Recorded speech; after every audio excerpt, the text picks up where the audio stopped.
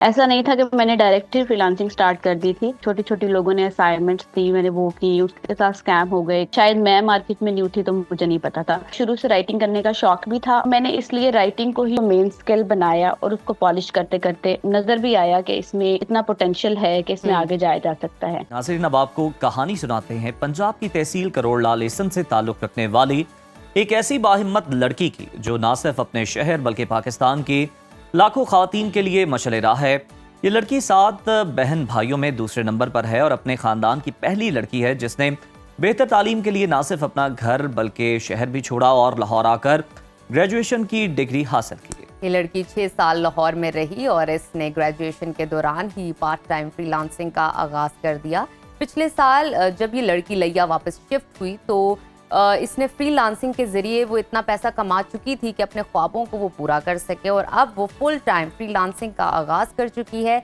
इसने एक remote agency कायम की और दूसरी खवातीन को भी अपने साथ शामिल किया। आज से 6 साल पहले उनकी फैमिली किराए के घर में रहती थी, मगर अब वो अपने ही शहर में अपना ज़ाती घर तामीर करवा रही हैं। तो फिर बिला ताखीर आइए उनकी तरफ चलते हैं, आपकी मुलाकात कराते हैं और उनसे जानते हैं कि उन्होंने फ्रीलांसिंग के जरिए अपने ख्वाबों को हकीकत में कैसे बदला, कौन सी टिप्स एंड ट्रिक्स हैं जिनसे पाकिस्तानी खवातीन भी घर बैठे हुए फ्रीलांसिंग के जरिए लाखों रुपए कमा सकती हैं। तो हमारे साथ मौजूद हैं freelancer writer Rimsha Rashid. Rimsha, welcome to Suno Pakistan. सबसे पहले हमें ये बताइए कि फ्रीलांसिंग से ही हम अपनी बात का आगाज करते हैं। कैसे आपको ख्याल आया फ्रीलांसर बनने का? खुद ही सोच लिया था, किसी ने मशवरा दिया, या फिर किसी को देख के आपने शुरू किया? Thank you so much for having me first of all. और फ्रीलांसिंग का ख्याल कैसे आया? फ्रीलांसिंग मैंने खुद सेल्फ एक्सपोजर से आया। मैं खुद कुछ करना चाह रही थी, मुझे था कि बस मैंने कुछ करना है। तो इस कश्मकश में चलते चलते मैंने इंटरनेट से एक्सप्लोर करना शुरू किया कि क्या ऐसा किया जा सकता है। ऐसा नहीं था कि मैंने डायरेक्ट ही फ्रीलांसिंग स्टार्ट कर दी थी। उससे पहले मेरे साथ कुछ स्कैम्स भी हुए। कुछ छोटी छोटी लोगों ने असाइनमेंट्स दी, मैंने वो की, उसके साथ स्कैम हो गए। उस टाइम अच्छा। बहुत ज्यादा स्कैम्स थे और उनका पता भी नहीं होता था, या शायद मैं मार्केट में न्यू थी तो मुझे नहीं पता था। लेकिन काफी स्कैम्स उसके बाद एक्सप्लोर करते करते मुझे फाइवर के बारे में पता चला। फिर मैंने फाइवर से फ्रीलांसिंग का आगाज किया और करते करते फाइवर के मेरी जो चली गई। बिल्कुल ठीक। अच्छा रिमशा, मुझे ये बताइए, आप अपने शहर की पहली लड़की हैं जिसके पास स्कूटी है। ये क्या कहानी है? और आप बड़े मज़े से स्कूटी चलाती हैं, अपने काम भी सारे खुद करती हैं, लेकिन एक छोटे से शहर में स्कूटी होना, लड़की का स्कूटी चलाना कितना मुश्किल है, ये भी हमें इस सफ़र के बारे में भी बताइएगा। अच्छा, बिल्कुल ऐसा ही है। जब मैं स्कूटी लेकर आई थी लास्ट ईयर लाहौर से, तब तो बिल्कुल ही किसी के पास नहीं थी स्कूटी यहाँ पे। तब कुछ ज्यादा और था और लोगों ने मुझे हमेशा नेगेटिव नजरों से नहीं देखा। मैं ये बिल्कुल नहीं कहूंगी, उन्होंने हमेशा पॉजिटिव नजरों से देखा। लेकिन जबरदस्त। हर किसी की नजर मुझ पर होती थी तो शुरू में। रिमशा, तो फिर इस मुझे वो पॉजिटिविटी के नतीजे में और अब शहर कंफ्यूजन में होती। कितनी ऐसी खवातीन और हैं या कितनी ऐसी स्कूटीज हैं जो आपको नजर आती हैं जो खवातीन ड्राइव कर रही होती हैं? अब तकरीबन 5-6 हैं जो मैंने अभी देखी हैं, गुड। लाइक लास्ट मंथ में ही। अच्छा, हमें ये बताएं रिमशा, जो हमें अब तक पता चला है, आपकी जो ग्रेजुएशन है वो तो न्यूट्रिशन में है, लेकिन आप ये फ्रीलांसर बनने के लिए आ गई। क्या क्वालिटीज चाहिए होती हैं, कितना टाइम देना पड़ता है, और क्या एक्सपीरियंस रहा आपका कि आपने पढ़ा कुछ और आप फ्रीलांसिंग की तरफ गई? अच्छा, मेरा ना इस तरह था कि मुझे राइटिंग शुरू से राइटिंग करने का शौक भी था और एक मैं कह सकती हूँ मैं गॉड गिफ्टेड राइटिंग स्किल रखती हूँ। तो मैंने इसलिए राइटिंग को ही यूज करते हुए अपनी उसी को मेन स्किल बनाया और उसको पॉलिश करते करते उसी में मुझे नजर भी आया कि इसमें इतना इतना पोटेंशियल है कि इसमें आगे जाया जा सकता है। मेरी डिग्री बिल्कुल अलग थी, लेकिन जब मैंने स्टार्ट किया था तो मैंने जो राइटिंग की थी वो राइटिंग की भी हेल्थ एंड न्यूट्रिशन में ही थी। ओके। इसको मैंने बाद में मैक्रो नीश किया, लेकिन स्टार्ट में मैं सिर्फ हेल्थ रिलेटेड राइटिंग कर रही थी।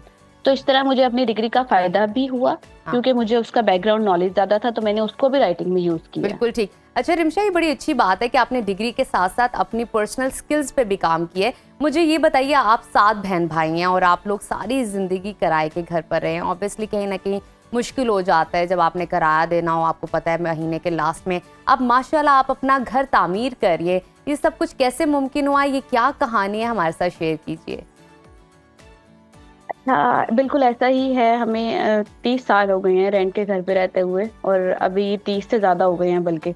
तो उसके बाद अब मैंने लास्ट ईयर मैंने मेरे पेरेंट्स को सपोर्ट करने के लिए, क्योंकि और वो डिजर्व भी करते हैं कि हम उनको पे बैक करें, बिल्कुल ऑब्वियसली क्योंकि उन्होंने पहला हक। हमेशा हमें सपोर्ट किया।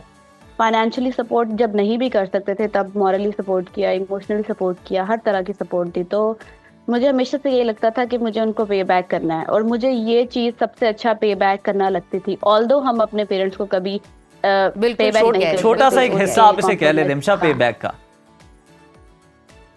सॉरी, मैंने कहा आप इसे मुकम्मल पे बैक तो नहीं कह सकते, एक छोटा सा हिस्सा हम कह सकते हैं। जी मैं बिल्कुल यही कह रही हूँ कि वो तो हम कर भी नहीं सकते, लेकिन आई ट्राइड माई बेस्ट कि मैं कुछ ना कुछ पे बैक कर सकूं। और अभी जो हमारा घर तामीर हो रहा है उसके बिल्कुल बस फाइनल स्टेजेस चल रहे हैं, शायद लास्ट मंथ हो इंशाल्लाह, तो उसके बाद हम शिफ्ट हो जाएंगे वहाँ पे। चले माशाल्लाह जी, हम उम्मीद करते हैं, ये दुआ करते हैं कि आपके लिए बड़ा बरकत का बायस बने ये घर, खैर व बरकत का। ये बता दें कि आप जनाब खाली स्कूटी नहीं चलाती, रिमोट कंपनी भी चलाती हैं जिसमें आपके साथ दीगर खवातीन भी जुड़ी हुई हैं, कनेक्ट है आपके साथ। ये कंपनी आपने किस तरह बनाई और कैसे ये कंपनी काम करती है, इसके बारे में भी बताइए। अच्छा, कंपनी मैंने एक डिजिटल कंपनी है जिसको अभी मैंने प्रॉपरली लॉन्च नहीं किया, जिसके अभी फेजेस चल रहे हैं। उसको मैं लॉन्च करूंगी बहुत जल्दी। लॉन्च करने का मतलब कि उसकी प्रॉपर एक वेबसाइट, उसकी प्रॉपर एक एग्जिस्टेंस होगी डिजिटल मीडिया पे। लेकिन अभी के लिए मेरे पास 7 लोग काम कर रहे हैं, जिसमें एक मेल है और बाकी 6 फीमेल्स हैं।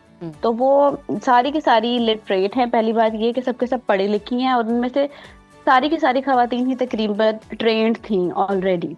उनको बस मैंने थोड़ा बहुत गाइड किया, लेकिन वो सब घर से काम कर रही हैं। हम सब रिमोटली ही काम करते हैं, कोई इसके लिए कोई हार्ड एंड टफ रिक्वायरमेंट्स नहीं है। तो इस तरह से ये एजेंसी चल रही है। बिल्कुल ठीक। अच्छा रमशा, आप जो हैं एक विमेन एम्पावरमेंट की अच्छी मिसाल हैं लोगों के लिए, जो खवातीन के लिए जो काम करना चाहते हैं।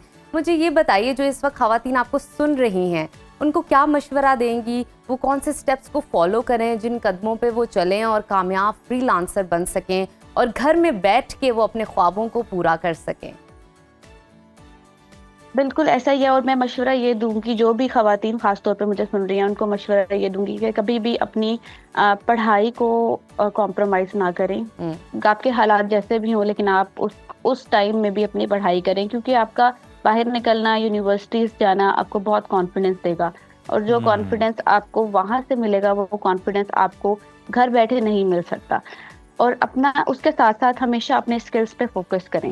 मैं never give up on your studies, लेकिन साथ साथ अपने स्किल्स को पॉलिश करें, और अपने अंदर सेल्फ एक्सपोजर, सेल्फ लर्निंग की कैपेबिलिटीज अगर नहीं है तो पैदा करें, क्योंकि freelancing is all about Rimsha, आपने बातें लर्निंग। की हैं कि सेल्फ लर्निंग बहुत जरूरी है, एक्सपोजर इंक्रीज करें, सेल्फ डेवलपमेंट पे काम करें, एजुकेशन जो भी है आपकी, पर्सनैलिटी डेवलपमेंट पे काम स्किल्स करें, जो है ना वो बड़े जरूरी हैं। बिल्कुल, और पढ़ाई को भी साथ साथ रखें। बहुत शुक्रिया रिमशा आपका।